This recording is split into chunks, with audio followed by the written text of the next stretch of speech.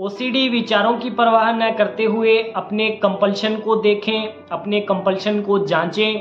यदि आपको परेशानी हो रही है तो इससे निपटें। आज के इस वीडियो में हम जानेंगे। हेलो दोस्तों, एबी माइंड ट्रेनिंग सेंटर की तरफ से मैं आप सभी का हार्दिक स्वागत करता हूं।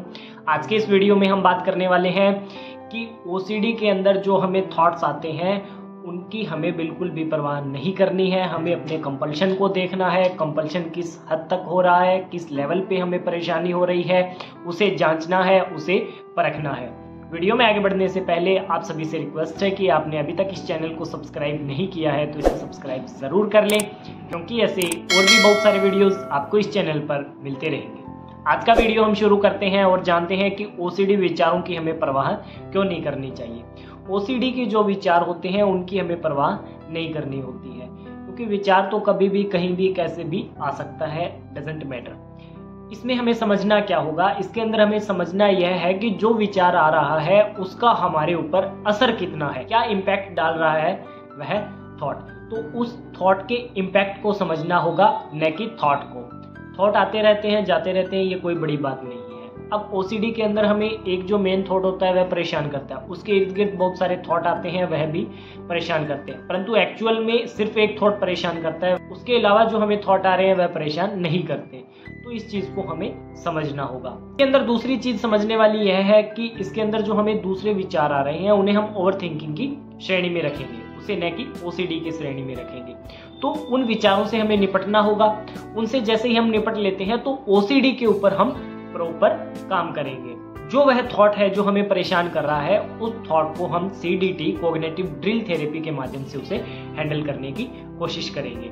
सीडीटी का एक छोटा सा टेक्निक इस वीडियो में मैं आपको बता देता हूँ। फुल थेरेपी तो मैं नहीं बताऊंगा, बट उसका एक ट्रिक मैं आपको यहाँ दे देता हूँ। तो सीडीटी के माध्यम से हम इसके अंदर क्या करते हैं कि कोई भी थॉट है उसका जो कॉग्निशन है उसको हम ड्रिल करेंगे, यानी कि ड्रिल के माध्यम से उस थॉट को हम छेद करेंगे।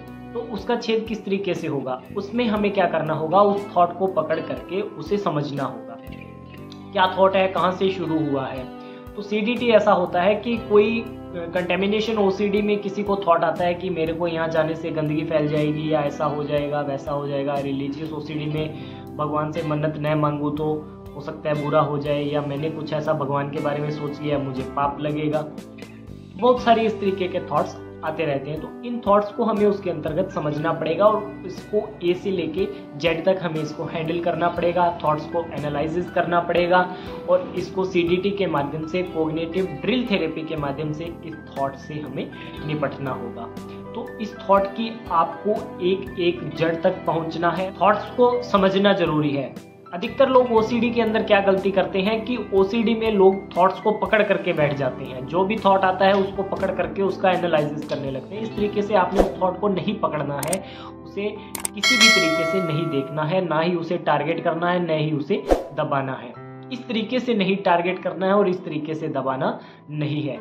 तो ये जो गलतियां ओसीडी के अंदर बहुत सारे लोग करते हैं, तो इस वीडियो के माध्यम से मैं बता रहा हूं कि ये गलतियां आप बिल्कुल भी न करें, क्योंकि ये छोटी छोटी गलतियां फिर बाद में आपको बहुत बड़ा रिजल्ट दे देती है और फिर आपको ऐसा लगता है कि अब मेरी जो ओसीडी पहले थी उससे ज़्यादा खतरनाक हो चुकी है। तो इस चीज़ को आपको टाइम रहते समझना पड़ेगा। तो ये गलतियाँ आप ओसीडी के अंदर बिल्कुल भी न करें। तो सीडीटी के माध्यम से भी आप इस थॉट को इस तरीके से निकाल सकते हैं।